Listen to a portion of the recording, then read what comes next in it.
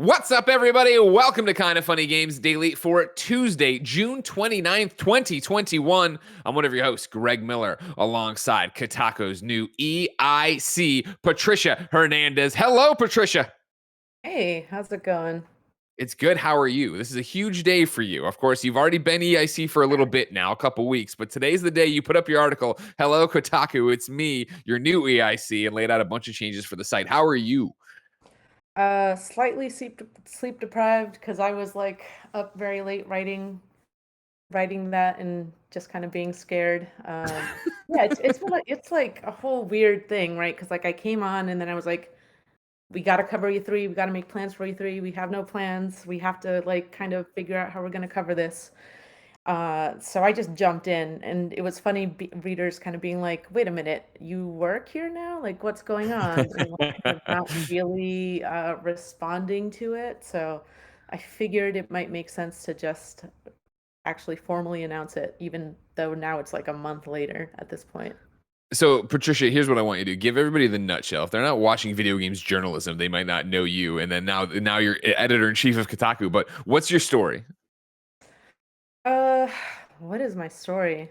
Big I don't question. know. I feel like it's weird to think about now because at this point I'm old guard, which is weird because I still very distinctly remember when I came in Sure. and kind of what the gaming landscape looked like then. And the you look at the games press now, and it's really diverse, and there's never been like a wider swath of coverage in terms of topics and interests and all this other stuff. But when I was starting, I feel like I don't know. The coverage wasn't really based on humans, I think, or the things that made games interesting. So, when I was literally 21 and didn't know any better, I kind of came to Kotaku very like optimistic and like kind of wanting to see what other types of coverage we could do. And that's kind of been my thing since starting then. And Sure. now I feel like, I've again been in it for like almost like a decade, and to some degree I didn't quite think that this was ever going to happen, and frankly I'm not even entirely sure that it would have happened unless the company is in the state that it is now, right? Yeah. Like, I don't think it's a secret to anyone that Kotaku and also Geo Media have encountered all sorts of different problems that would take hours to untangle. To unpack all of them. Yeah, and when I was at Kotaku, because I grew up on Kotaku. That was my first job out of college, and then I left for Polygon for a little while. Um, but now that I'm back, like, or wait, no, what I mean is, I was deputy editor when in my first stint, which is second in command. So like, Sure. you could argue that maybe that this move having this position would be the next logical step. But at the time, I just could not see a reality in which Stephen Totilo would leave, Sure. especially because Kotaku was doing so well back in the day. So in some senses, while I think the circumstances leading to my taking this position and the state of the site itself are, kind of shaky. Sure. I'm grateful that it means that I get to have a chance to see what I can do.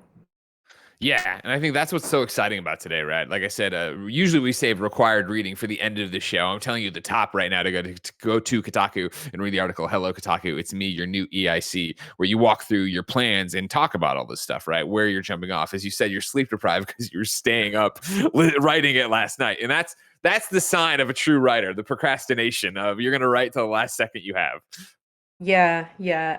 And honestly, it was that I keep wanting to write other things, and I was like, I can't keep doing this. The readers are just like confused and like don't know what's going on. So I need to just get this out there, even though it's kind of scary and like uh, I don't. It's like Well, super it's like your ideal. Jerry Maguire memo, right? It's like your it's like your manifesto of like this is exact. You've taken this huge leadership role. You're at the forefront of Kotaku, one of the big names in video game writing, right? And here you are charting a new path. That's exciting.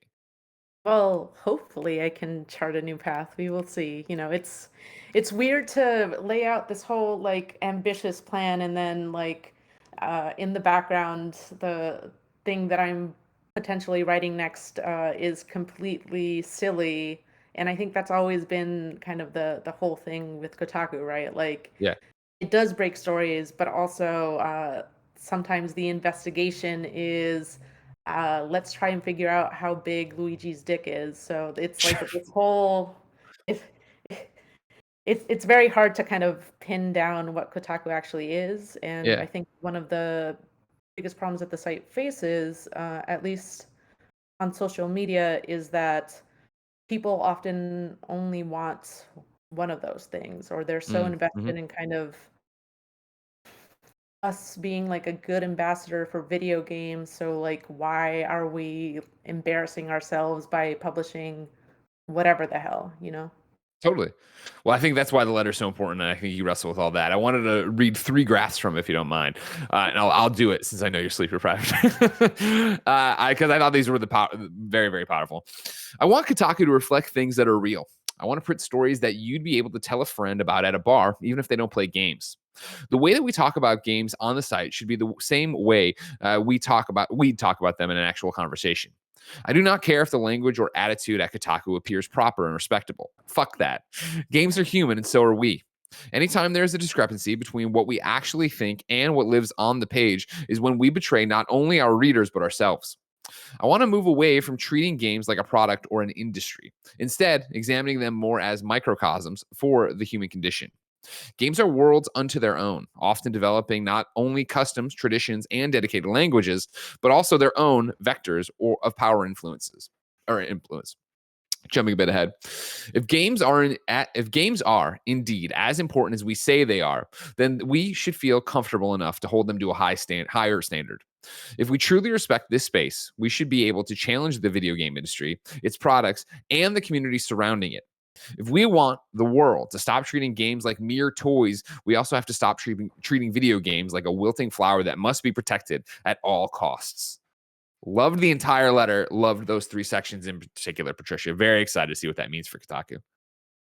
Yeah, we will see. But yeah, I mean, I think it's hard. Like, in some senses, I'm honestly like slightly embarrassed because it's like it's just video games, Kotaku. Like, it's not like I'm coming aboard to be in charge of the New York Times. But I also recognize that like Kotaku is a platform, Yeah. and even though I think there are a wide array of opinions on the site and what it does, it is also very clear to me that like everyone kind of cares what Kotaku says, even if they hate it. And I think especially if they express that they hate it. Like Kotaku is a thing that you just cannot ignore, and I think we kind of have to grapple with that because and balance that with the fact that we want to have fun on the page, and but also like it is a platform. It does have consequences. Like what we write does matter. So it's a whole thing. Well, it's awesome. I can't wait to see it. I'm very excited to see this change, and I like everything you wrote here. So everybody go check it out. Kotaku.com, of course, but hello, Kotaku. It's me, your new EIC. For now, Patricia, let's talk about PlayStation buying Housemarque and maybe Bluepoint. Are we getting a Ghost of Tsushima director's cut? And the fact that xCloud is everywhere with Xbox Series X power. We're going to talk about all this and more because this is Kind of Funny Games Daily. Each and every weekday on a variety of platforms, we run you through the nerdy video game news you need to know about. If you like that, be part of the show. Patreon.com/kindoffunnygames. Over on Patreon.com/kindoffunnygames, you can write in with your questions, comments, concerns, everything under the daily video game sun. And of course, you can get the show ad-free. You can get it with the exclusive post show we do each and every weekday. However, if you have no bucks to toss our way on Patreon.com/kindoffunnygames, no big deal. You could be watching live on Twitch.tv/kindoffunnygames as we record it, just like Lexi Gunner is, Frankfurter is, and Dance Floor Demon are. Of course, if you're watching live on Twitch, you have a special job. Go to kindoffunny.com/you're wrong and tell us what we screw up as we screw it up so we can set the record straight for everybody watching later on youtube.com/kindoffunnygames, roosterteeth.com, and listening on podcast services around the globe each and every weekday. Housekeeping for you, there is a banger episode of PS I Love You XOXO live right now on youtube.com/kindafunnygames and podcast services. We're going through Blessing's must plays of the year. He will not listen to me and Janet as we tell him to remove things, and then we talk about what makes a great PlayStation spin-off game. Thank you today to our Patreon producers, Donovan Harkness and Blackjack. Today, we're brought to you by Credit Karma and Freshly and HelloFresh, but I'll tell you about all of that later. For now, let's begin the show with what is and forever will be the Roper Report. Time for some news. 3 items on the Roper Report. Baker's dozen. And I'll tell you what, these 3, they're huge. All right, number 1 is huge because number 1 is PlayStation buys Housemarque and maybe Bluepoint. Patricia, what is your history with Housemarque as a developer? Have you been playing these games for a long time? Yeah, I mean, I haven't played Returnal because I've been waiting for, I don't know, I keep hearing that I shouldn't because there's something with the save files, and maybe that's been fixed now, but I do know that they have like a history and that Returnal itself is like a change from a lot of the games that they made up. Sure, yeah, they're arcade roots, more right? like arcadey, yeah. I mean, to me, this seems like I'm not surprised. It just seems so natural. It seemed like a thing that was definitely going to happen. And if anything, in my head, I kind of already considered them a Sony studio. PlayStation studio, right? That's more of it to me, right? We should read it first. I'm going to start at the PlayStation blog where the one, the only Herman Hulse, head of PlayStation Studios, writes, "Today I'm thrilled to welcome a new member to PlayStation Studios family. I've been a fan of Housemarque since the studio's early days when they introduced Super Stardust HD to PlayStation fans. Housemarque's recent release of Returnal proves the studio is one with incredible vision, capable of creating memorable new games that resonate with our community. This addition enhances the creative force of PlayStation Studios, and I cannot wait to see what the future holds for Housemarque. Welcome to the family, Housemarque." They then pivot to a statement from Iari Kutanen, co-founder and managing director of Housemarque. "Today is a big day for Housemarque, and it has been over 26 years in the making.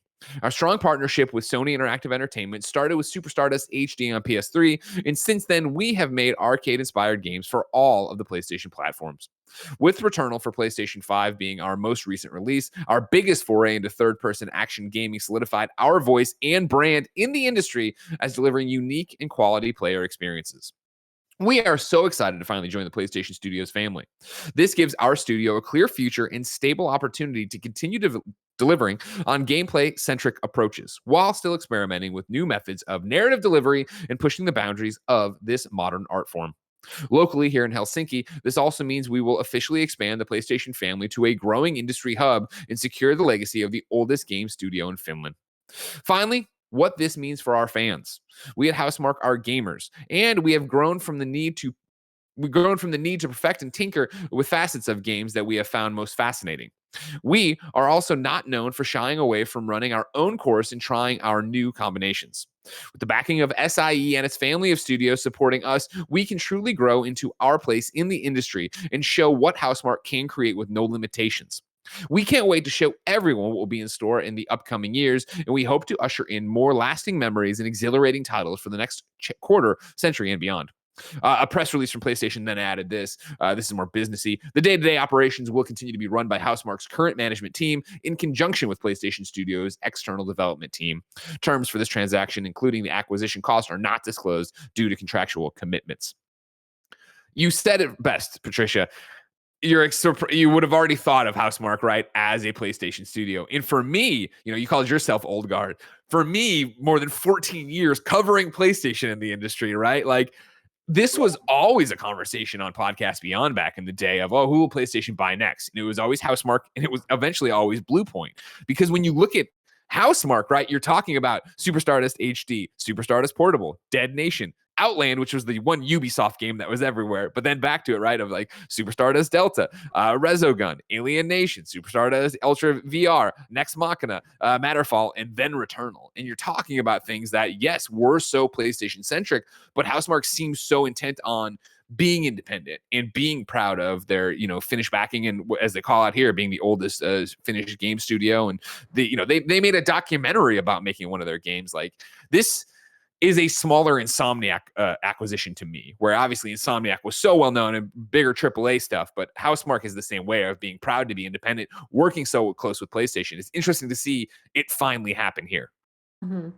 What do you think changed? Because you're highlighting that they seemed very like adamant about being independent. Do you think something specific happened, or is it just like, at this point, we are kind of associated with one another. Why not actually just make it official?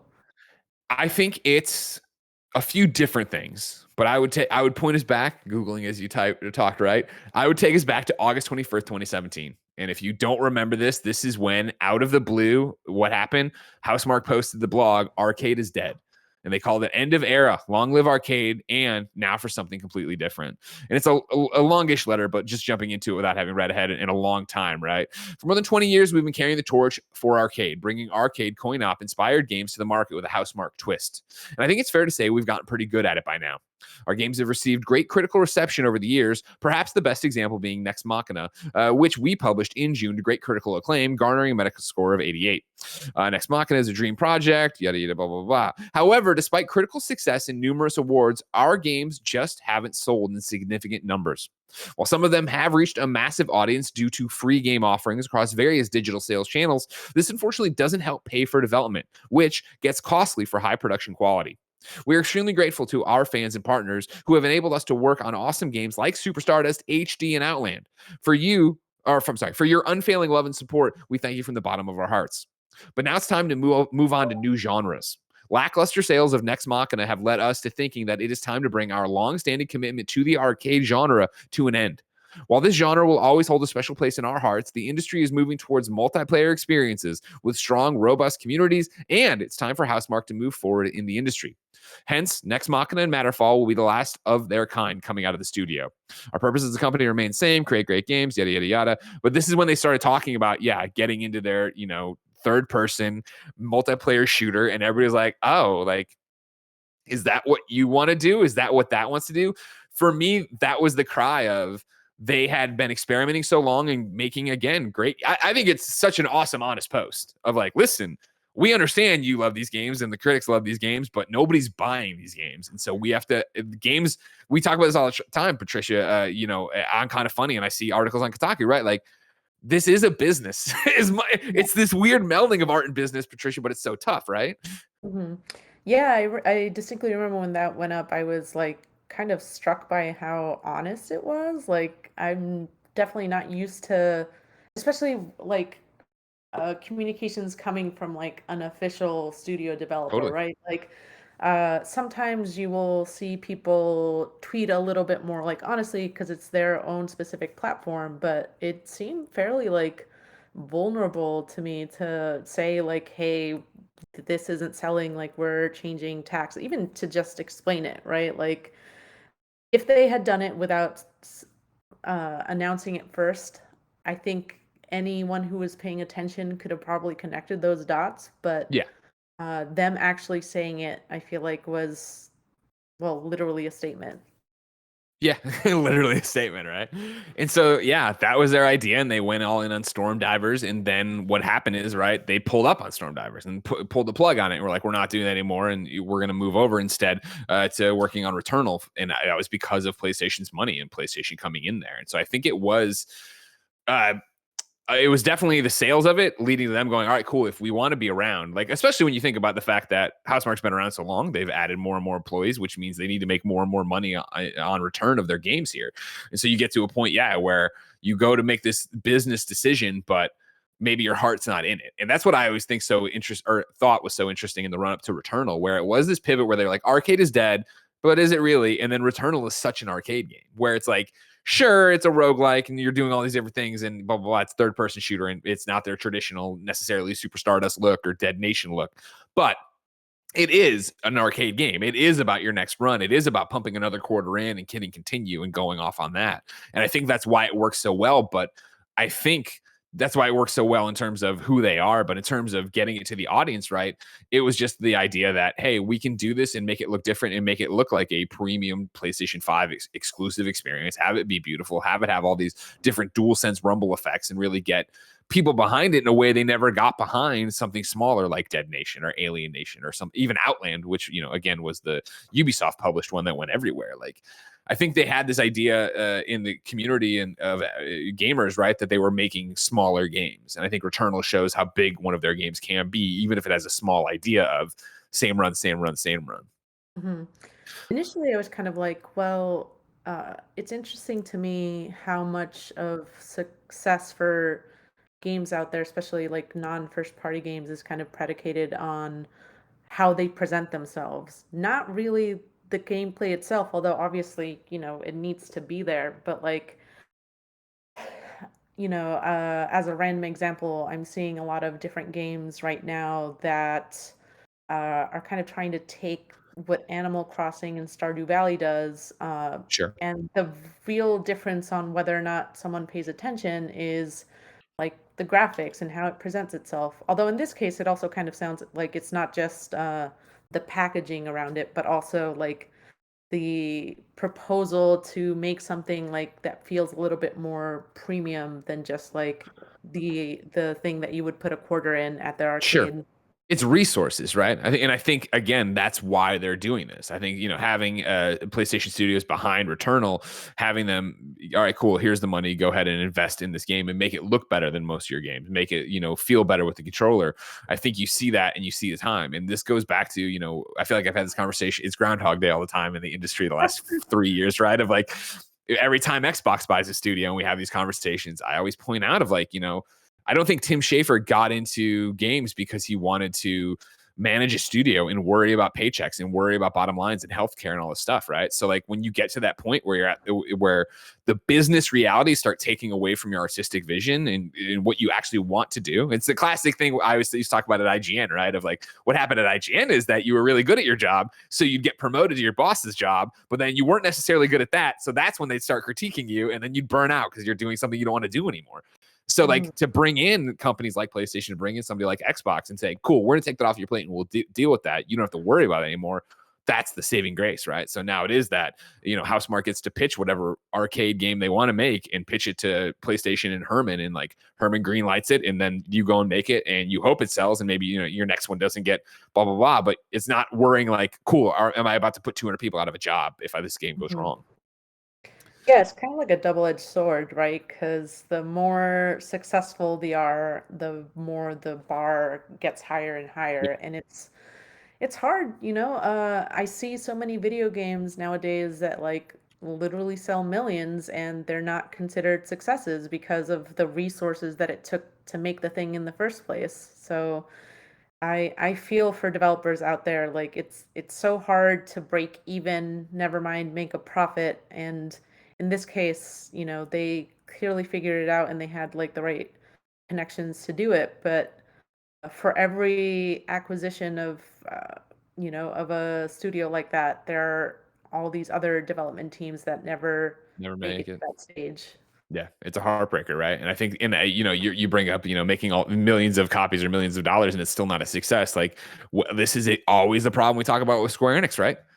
Cool, Hitman has all this love and behind it, and it sold these copies. Tomb Raider sold all these copies. Cool, Tomb Raider underperformed. Hitman underperformed to the point that we're letting go of IO Studios and we're giving them the IP because we can't make That's enough. Like, pretty, yeah. Like companies don't do that. They would rather keep IPs just like dead than, give it away. exactly, right. And so, I mean, that's when you're talking about when you get on the scale of a Square Enix, like what is the success to them? And that's always the conversation we have of what is the success to these companies. And I think you look at PlayStation, and Returnal obviously was a huge success for them. It got, you know, first off, it's one of the few PlayStation 5 exclusive games. And then it did critically do so well. And I think it got so many people excited about Housemarque and what comes next. And I think it makes sense for PlayStation to step up and be like, you know what?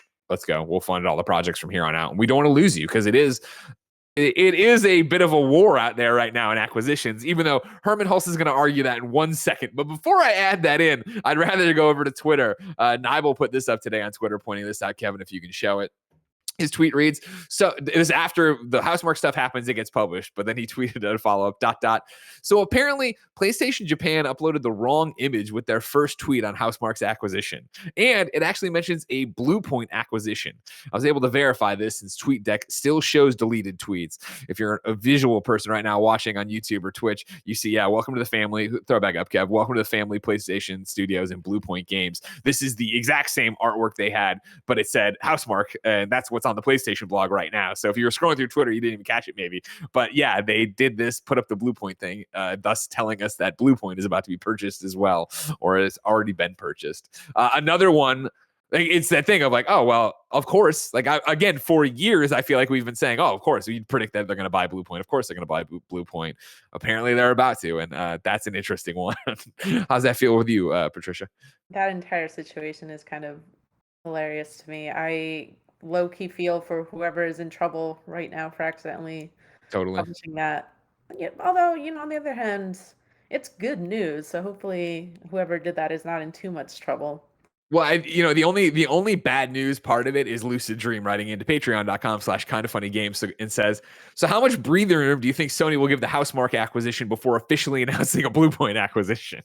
And that's, there's been a long conversation today on Twitter with me and the audience, right? Of PS I Love You, of course, went live this morning. And of course, obviously we recorded it yesterday, so it doesn't have any of this stuff. And video game news is constantly happening. So there's always this thing where like today, everybody's like, oh my God, this always happens to PS I Love You. I see Dornbush say, oh my God, this always happens to Beyond. I see Mike say this, oh my God, this always happens to XCast. McCaffrey always say it happens to Unlocked. And so like this is a great example of, for Lucid Dream, how much breathing room do you think? I am literally refreshing their Twitter. Because to me, it would make perfect sense to do Bluepoint in the morning Housemarque in the morning, Bluepoint in the afternoon, somewhere in there, and have it be one day of big acquisitions, get all these headlines. Patricia, does that make sense to you, or do you have a different prediction on when it's going to happen? I mean, I don't know. I feel like acquisitions are usually things that like take such a long time. Like you look at stuff like Bethesda and Xbox, and I feel like Sure. when they announced it or when it came out, there was still like at least, am I remembering this correctly? It felt like a few months. Maybe it was just like a few weeks, but there was definitely like a gap between when they announced it and when it was actually finalized. So Yeah, there was a bunch you had to get it, approvals and this, that, and the other. Yeah. yeah. So it's possible that they have all their ducks in a row, and that would definitely make, they would own the day basically, because like right now there's not a lot of competition for like big gaming news. So Yeah. if we do see that later today, I'm not going to be, I mean, we already know what the news is, so of course we're not going to be surprised. But Yeah, I mean, for me, it's the fact that like they gave the assets made and ready that makes me think it's right there. Like I'm well aware of how tight-lipped PlayStation is about things, and I'm well aware that they wouldn't give this ammunition out if they weren't getting ready to fire the cannon. So I would think that probably somebody's listening to this by 5 p.m. tonight Pacific time, and they already know the information. But mhm. everything we're just saying, right? You'd be like, oh man, it's really heating up there. Xbox is buying all these studios, PlayStation's buying all these studios. Clearly, there's an arms race going on. Herman Hulse, president of the PlayStation Studios, says, no, there is not. He got interviewed by British GQ about this here Housemarque stuff. And this, I'm going to join that interview in progress with the question and then Herman's response. There are a lot of companies making acquisitions in gaming at the moment. Microsoft just bought Bethesda for $7.5 billion. Facebook has scooped up a lot of developers in the VR space of late, and now Sony is purchasing Housemarque. Looking at the industry from the outside, it feels like there is a bit of an arms race. Is that how you see it, Herman? Herman responds, no, not at all. We're very selective about the developers that we bring in. Our last new acquisition was Insomniac for $229 million in 2019, which has worked out very well. I'm always looking for people that have a similar set of values, similar creative ambitions, and work very well with our team that we can further invest in and help grow as creators. It's not like we're going around just making random acquisitions. They're very, very targeted acquisitions of teams that we know well. The amount of collaboration between our external development group and Housemarque on the technical side, the production management side, and even on the creative side has been so deep. So for us, it just makes so much sense to do that. Obviously, this is not something that you do overnight. The team at Housemarque have been working on this for quite a while, but we obviously didn't want to distract from the core group at Housemarque that's been working on to get this amazing title out. It is an arms race. I understand what he's saying. I also arms race, I guess, makes it. He's interpreting the question of arms race of like, buy every independent developer you see, get them. When in reality, it's who are the best independent developers right now? Let's go get them. Insomniac, obviously, being one for them. You want to look at over on the Xbox side, having Double Fine, having Ninja Theory, having Bethesda now, right? Like back to PlayStation, having Housemarque, having Bluepoint. Like this is very much like when everybody's getting asked to prom in school. You're like, oh God, who am I gonna? I gotta make a move soon. Yeah, it kind of makes sense to me that they would frame it that way, though. I think it was Jason Schreier that wrote this article. Maybe I'm misattributing it about kind of the behind the scenes at PlayStation and this pressure that everyone feels to like only make very high gloss games that they know will succeed. So in that sense, I think it makes sense that they would be like, no, we're really thinking about this. Although, on the other hand, uh, to us, it might seem like Microsoft is just like buying all this stuff, but you got to imagine that they're not, they also think about it and know what they're doing. Like 100%. I don't know, the Minecraft acquisition, for example, they're probably one of the few people that can pull that off and that have the money to do it. But I doubt that someone just like turned around and was like, what if we own Minecraft today? Let's play Mojang. Why not? Yeah. No, yeah, I think, yeah, for sure. These are, calculated moves that people are sitting there looking at and having conversations about. But yeah, I still think it's an arms race. I don't think it's, I guess the GQ. Go ahead, sorry. Oh, yes, I agree. And I feel like maybe he frames it that way because Microsoft just seems so much more aggressive about it right now, right? Like, Sure.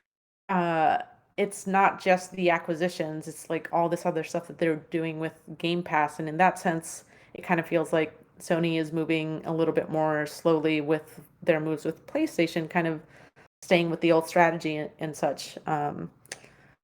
So it'll be interesting to see. I kind of want it to be a more active arms race. Like on the one hand, it's like I'm not invested in these companies' success or failures. Like, does it really matter to me if this company owns this company? Like, but at the same time, like, I gotta imagine that like actual competition is only going to lead to better products, right? Like if they have skin in the game, then if they really want to set themselves apart, then it probably will only produce things that are exciting and interesting for us. I always go back to exactly what we started with of talking about, okay, you buy these studios that way they can just worry about making games, they don't have to worry about anything else, right? And I do think that when you limit, and I know exclusives are a different conversation overall. Are they good for the industry? Are they bad for the industry? Locking gamers out, yada yada yada. I'm not taking that tack right now. That's a different podcast topic to deal with. I'm talking about it from the business side, and I think. And I never ever, and I'm not throwing shade, I swear. Well, I kind of am, I guess, but it's more of critiques, right? But I always look at supermassive games where Until Dawn is a beloved PlayStation game. If you dig horror, whatever you want to, however you want to get in there and talk about it, it ran really well. It looked really well. It was really fun as a horror game, right? Then you look at the Dark Pictures anthology, where they didn't go exclusive to PlayStation. It was they're another one. Next time Supermassive, when Supermassive pops up and they've been bought, I won't be surprised by PlayStation either, right? But I think that either Supermassive didn't want to get purchased or PlayStation didn't want to purchase them, or maybe it's a company not being aligned kind of thing. And when they made that agreement to go with Bandai Namco to make the Dark Pictures anthology, I think you saw them get spread a bit thin. Where I was not happy with Man of Medan as a fan of Until Dawn. Like I thought it didn't hit in the same story things. I didn't think it looked as good. I thought I had a whole bunch of bugs in mine, to the point that when the next one, Little Hope, came around, right? Like I didn't even bother playing it yet. And now we're on the precipice of getting the next one, Dark Ashes, right? Yeah, I don't know what it's called. Ashes. It's something Ashes. Chat, kindoffunny.com/you're wrong. This is what you're here for. I'm looking at not been great. Yeah, but it's that thing, right? Of like House of Ashes. I didn't even, nobody even said it yet. Snowbike Mike's right there now saying it, but I saw it before that. House of Ashes. It's like, okay, cool, but you didn't wow me with the first one, so my interest has gone down the second one to now it's the third one. I'm like, well, I haven't even played the second one. Like, you look at that where what if they got bought and it was like, cool, don't worry about making this game for Xbox, PlayStation, and PC. Worry about making this game for PlayStation. Worry about making this game for Xbox. Worry about this, and why are we trying to get 3 out so quickly? Let's make 1. Let's make it longer. Let's, get a better. Let's try to make Until Dawn 2 is all I'm saying. Yeah, it's interesting that you frame it that way because I had noticed obviously they had Until Dawn, which was I think an it it was an unintentional success in some ways, right? Like the way that it took off, I don't think they anticipated, and then they tried to replicate it with uh, these other smaller games and such, and have just not been able to do it, even though they are like really trying to capture that same lightning or kind of capture the way that people play these games, right? Like Yeah. the whole idea is that you sit with your friends, you make choices and stuff like that. But I was wondering to myself, like, why is it that Until Dawn was so good and then they haven't been able to match that? And I just hadn't considered that it was because they were spreading themselves pretty thin. And now I am curious, like, what they would make if they were just focused on one platform. Yeah, one platform and then not having to worry, right? In terms of, hitting all of these different things, hitting on all these different platforms, having this publisher that doesn't own you, right? Because that's the other thing is, it's a publishing agreement. It's not an ownership agreement. So it is still that, you are the short order cook trying to get this done for whoever your customer is. And I'm sure Bandai's like, yeah, I'd like them quicker. I'd like them better. How do you do all these things? And they're like, oh God, we're working on it. I could just be talking out my ass though. Of course, I just talk about video games and play them. I don't make them. Who knows? Yeah, I mean, Patricia, I guess it would be before I funny. move you to the second story, because we have even more PlayStation news to talk about, I would like to tell everybody about patreon.com/kindoffunnygames. Over on patreon.com/kindoffunnygames, you go ask questions. You can, of course, get the show with the post show we do. You get the exclusive shows we do over there. You can be a Patreon producer, get your name read. But most importantly for right now, you could go there to get the show ad-free. But guess what, Jack? You didn't. So let me tell you about our sponsors. This episode of Kind of Funny Games Daily is brought to you by Credit Karma. Credit Karma has always been there to help you make better financial decisions, and now they want to help you even more. With a Credit Karma Money Spend account, you can be rewarded for good money habits. When you use your Credit Karma Money Debit Card, you can win daily instant Karma purchase reimbursements on items up to $5,000. Just pay with your debit card, and if you win, you'll be notified on the spot, and your instant Karma cash will be added back to your spend account. Right now, visit creditkarma.com/winmoney to open your free account and start winning instant karma. Go to creditkarma.com/winmoney to sign up for free and start winning instant karma. That's creditkarma.com/winmoney. Instant Karma is sponsored by Credit Karma. No purchase necessary. Exclusions and terms apply. See rules. Banking services provided by MVB Bank Incorporated, member FDIC. Maximum balance and transfer limits apply.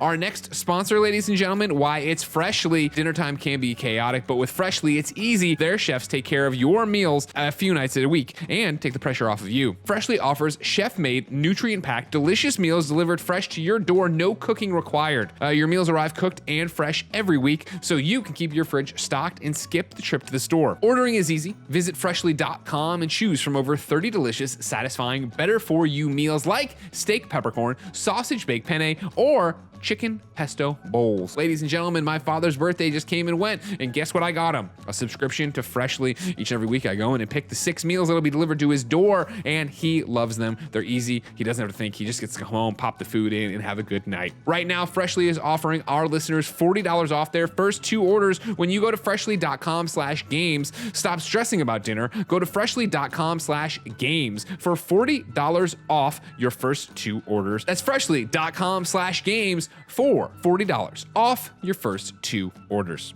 And our final sponsor of the day is HelloFresh. HelloFresh cuts out stressful meal planning and grocery store trips so you can enjoy cooking and get dinner on the table in about 30 minutes. Try HelloFresh's quick and easy meals, 15 to 20-minute dinners, breakfast on the go, and more easy options that are perfect for your lifestyle. Of course, I love to cook, and one of the things that got me cooking, of course, was programs like this. You don't have to worry about going to the store. Everything comes to you. You make the meals you want. You learn some new cooking techniques. Ladies and gentlemen, you can go to hellofresh.com/KFGD14 and use the code KFGD14 for up to 14 free meals plus free shipping. That's hellofresh.com/KFGD14 and you can get 14 free meals plus free shipping. HelloFresh, America's #1 meal kit. Live. Hey everybody, Let's do another story. All right. Number 2 on the Roper Report is the Ghost of Tsushima director's cut has been rated. This is Tom Ivan over at VGC. The Entertainment Software Rating Board, aka the ESRB, has classified Ghost of Tsushima Director's Cut. While a new version of Sucker Punch Productions' PlayStation 4 exclusive game has yet to be announced, the ESRB has rated the Director's Cut for PlayStation 4 and PlayStation 5. Released in July 2020, Ghost of Tsushima centers around Samurai Jin Sakai, the last surviving member of his clan, who must wage war against invading Mongols and free the island of Tsushima. The open world action title sold through some 2.4 million copies globally in its first 3 days of sales, which marked a new record for an original IP launch for publisher Sony. In March, Sony announced it had greenlit a live-action movie adaptation of Ghost of Tsushima, helmed by the John Wick director. At the time, Sucker Punch claimed Ghost of Tsushima sales had topped 6.5 million units. Ghost of Tsushima added an online cooperative multiplayer mode last October, and ahead of the PlayStation 5's launch in November, Sucker Punch confirmed the game would utilize the next-gen console's Game Boost feature to support frame rates of up to 60 frames per second when played via backwards compatibility. Death Stranding Director's Cut, a new PlayStation 5 version of Kojima's production PS4 Death Stranding game, was announced earlier this month. Patricia, it's all coming together. We've been hearing about this Ghost of Tsushima spinoff, Ghost of Ikishima, right? There was going to be a standalone. It was going to be this thing like Miles Morales. Everybody's like, what does that actually mean? Now the director's cut is being added into it. Is it all starting to make sense to you? Yeah, it's interesting to think about, like, in the context of games re-release all the time, right? They don't Yeah. usually call themselves director's cut, and I think the fact that they're doing that kind of again reflects that ambition to give you kind of like a high gloss thing, right? Like, of course, Kojima is going to name it a director's cut. I feel like he's kind of tied with. I think in some ways he makes very cinematic games, right? Um, but yeah, no, this doesn't surprise me. It seems like the logical next step to give people more of a game that they love. Like it did well. Well, yeah, and that's the thing is, it's also a great way to double dip and get you to buy it again, right? This is, for me, very much like Spider-Man 2018 getting remastered, right, and being part of the Miles bundle. And I know that's a bit in reverse, but my assumption here, right, is the fact that, all right, cool, director's cut will have the Ghost of Ikishima in there.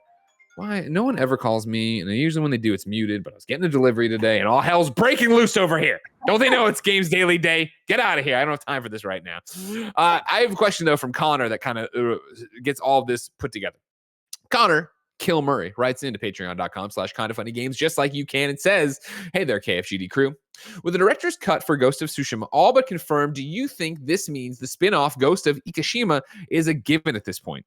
Or is it just DLC that'll be bundled with the director's cut?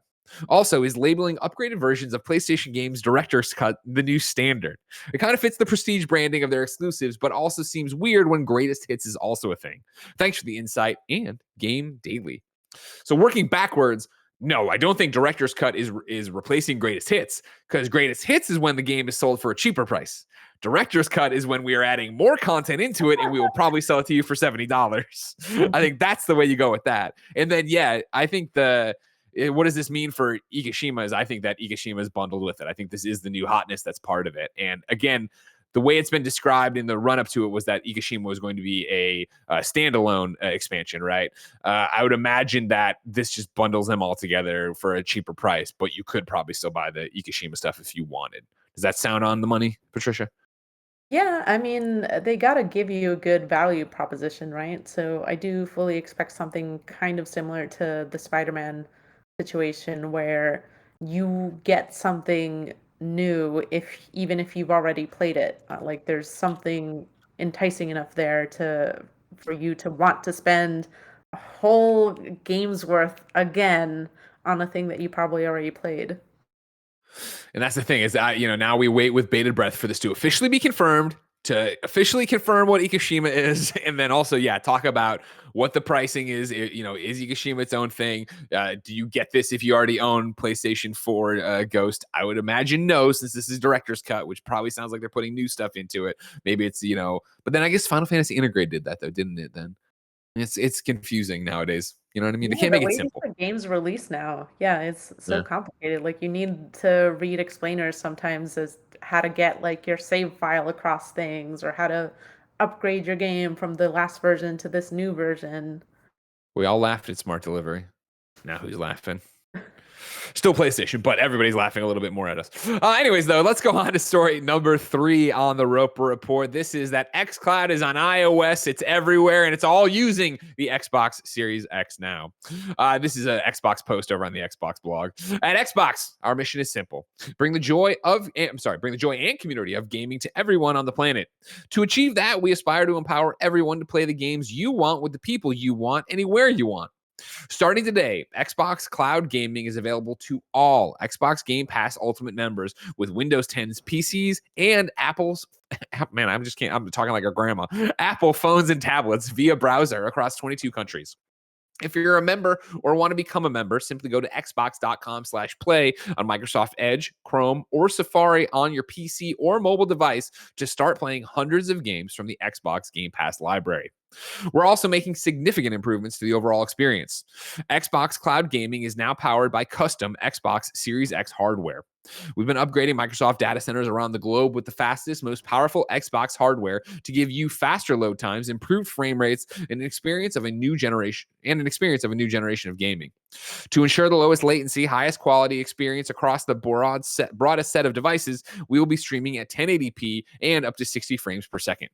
Going forward, we'll continue to innovate and add more features to enhance your cloud gaming experience. Patricia, are you here to speak the Bible truth? Are you here to preach the gospel of Xbox Game Pass Ultimate and now xCloud and game streaming and all that jazz? Well, mostly it's just fascinating to me because I know it was like a struggle for them to get it on iOS, right? Like there was that whole fight with Apple about like them not wanting it because they need to approve every game and you can't And approve that's the it. thing. Remember that still exists. This isn't a native app. This is the workaround of going through your browser on your Apple. So that's how they Oh, get around this, and that's oh, that's oh their whole boy. workaround to it. But it still took a lot of work to get that even going. So good Right, for them. right. Yeah, I mean, I think day or two before E3 kicked off, Microsoft did this whole uh, presentation or like release about how they wanted to move beyond consoles and how they want to be embedded in TVs and stuff like that. So this seems like the first logical step to achieving like a console-less vision. Do I think we are quite at the stage in which this is like the thing that everyone's going to use? Probably not. You know, like Of course. even now that we have so many like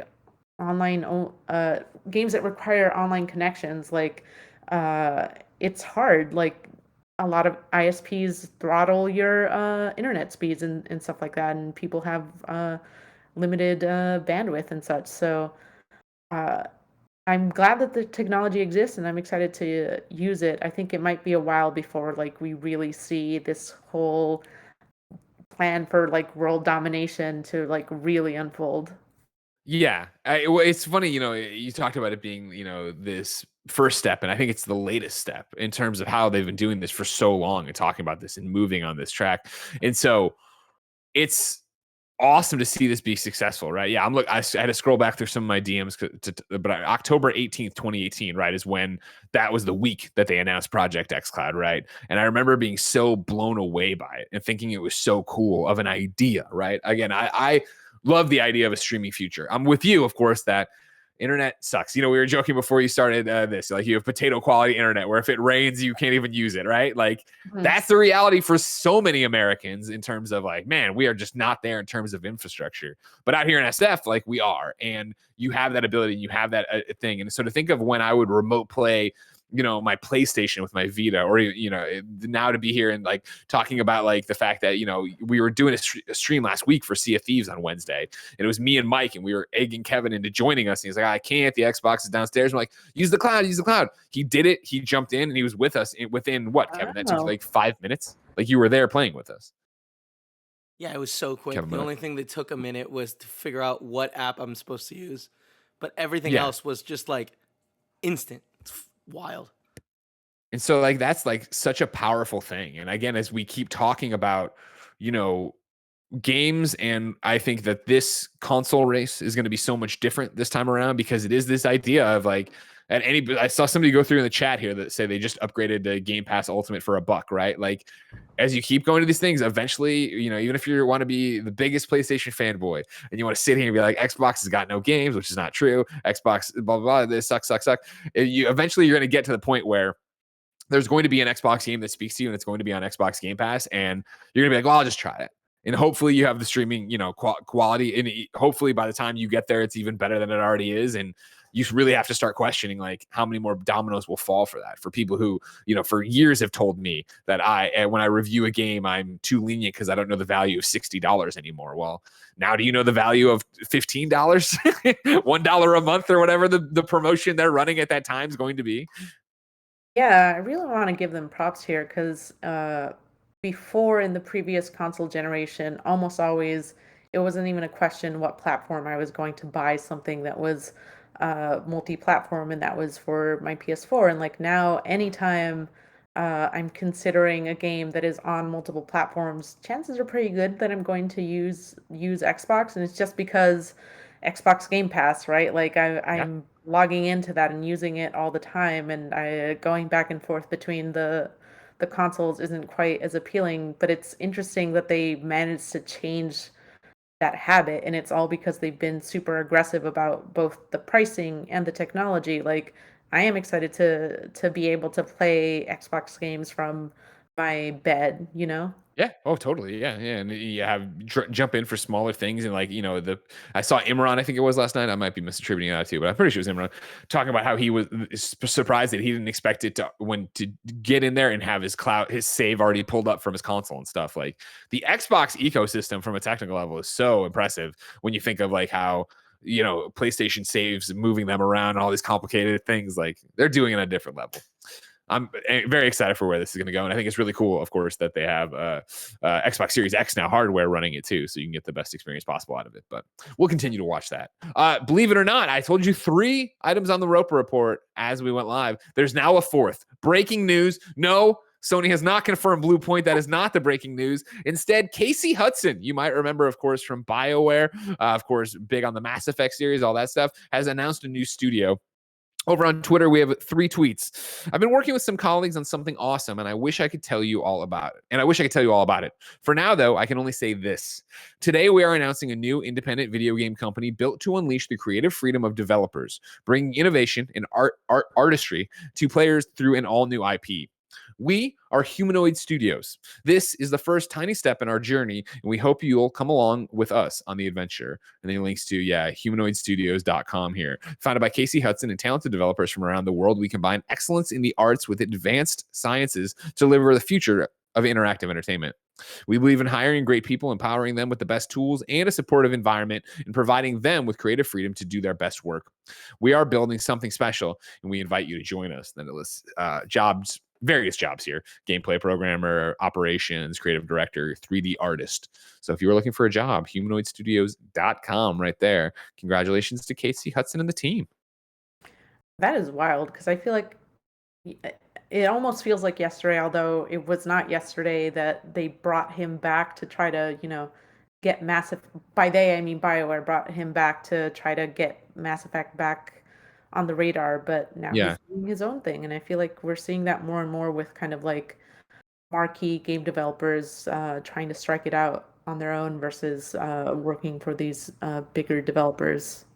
Yeah, well, I mean, because I think it comes down to the parent company every time, right? It's back to what we're talking about. If you're a developer and you have an artistic vision, and big publisher X who owns you goes, yeah, it sounds like a cool game, but it's not going to ship through 6 million copies. So can you instead do something like this? And that's where you're seeing, that's where you saw, as we were talking about the Housemarque, this, let's do multiplayer games. Let's do games as service. That seems huge. Let's go out and do that, Anthem. And you know what I mean? That's what the problem. So good on you, Casey. Go get them. I personally can't wait to see what Humanoid Studios is up to, Patricia, but that's so far away. If I wanted something more immediate, say what came to the mom and grop shops, where would I go? Oh, no, my phone is ringing also. The official list of upcoming software across each and every platform is listed by the Kind of Funny Games Daily Show hosts each and every weekday. Yeah. Out today, Zombies Ate My Neighbors and Ghoul Patrol on PlayStation 4, Xbox One, Switch, and PC. Wonder Boy, Asha in Monster World, PC. Curved Space on PS5, PS4, Xbox Series X, S, Xbox One, and PC. Sky, Children of Light on Switch. Doom Eternal on PS5, Xbox Series X/S. Disgaea 6, Defiance of Destiny on Switch. Oni Reich on Xbox One, Switch, PC, and Mac. Destroy All Humans on Switch. And then there's a free anniversary update for Risk of Rain 2, available on Xbox One and PlayStation 4. Of course, Xbox Series X/S and PlayStation 5 owners can enjoy the update through their system's backwards compatibility, and players on Nintendo Switch can anticipate the update soon. Speaking of soon, new dates for you. Paint the Town Red comes to PC, Xbox Series X, PlayStation 5, and Switch July 29th. And then Synth Riders is coming to PlayStation VR on July 27th. If that wasn't enough for you, I got deals of the day for you. From now through July 8th, you can get Dying Light, including the recently released Platinum Edition, for up to 75% off in the Steam Summer Sale. And then Xbox announced its games with gold for the upcoming month. You can get Planet Alpha for free July 1st through the 31st. Rock of Ages 3, Make and Break, July 16th through August 15th. Conquer, Live and Reloaded. There you go, Snowbike Mike. Conquer, Live and Reloaded, July 1st through the 15th, and then Midway Arcade Origins, July 16th through the 31st. Patricia, believe it or not, we asked people watching live to go to twitch.com/kindoffunnygames, watch us live, then go to YouTube. No, then go kindoffunny.com/you're wrong and tell us what we screw up as we screw it up. We didn't screw anything up today. It's a clean record. That's a perfect game, Patricia. Oh, wow. Okay. I'll tell you what, you should just retire on that. You're welcome back anytime. You've done great today. Retire on that. It doesn't happen often. I'm proud of you. I'm proud of us. We did it. We got out of here. No big deal. I'll take it. Ladies and gentlemen, of course, that's about the end of this show of Kind of Funny Games Daily. Remember, of course, each and every weekday, there's a brand new episode of Kind of Funny Games Daily. You can get it on patreon.com/kindoffunnygames, where you get it ad-free. You get it with the post show. You get a bunch of other bonuses, exclusive shows, your name read on shows, all sorts of cool stuff. You can even get posters and whatnot. All the stuff you find out at kindoffunny.com/platinum. However, if you have no bucks tossed our way, it's no big deal. You can always watch live on twitch.tv/kindoffunnygames, youtube.com/kindoffunnygames, roosterteeth.com/kindoffunnygames. And of course, you could get it on podcast services around the globe. However, if you got on one of those free platforms, you wouldn't get the post show Patricia and I are about to do. Patricia, for people who aren't coming with us, where can they keep up with you? I am on, Kotaku.com, obviously. There you go, and I'm also on Twitter. My username is xPatriciaH. So, yeah, come follow me on Twitter, where I tweet about keyboards. Of course, ladies and gentlemen, there will be another Kind of Funny Games Daily for you tomorrow. It'll be Blessing and Andy. Then it'll be me and Tim on Thursday. Then Friday, I'll close out with Blessing and Tim. Right now, we have that post show to do, patreon.com/kindoffunnygames, here on twitch.tv/kindoffunnygames. If you're watching live, you're going to get a stream with Mike, Nick, and Andy. They're going to be playing Valorant and Apex Legends. So until next time, it's been our pleasure to serve you. Right.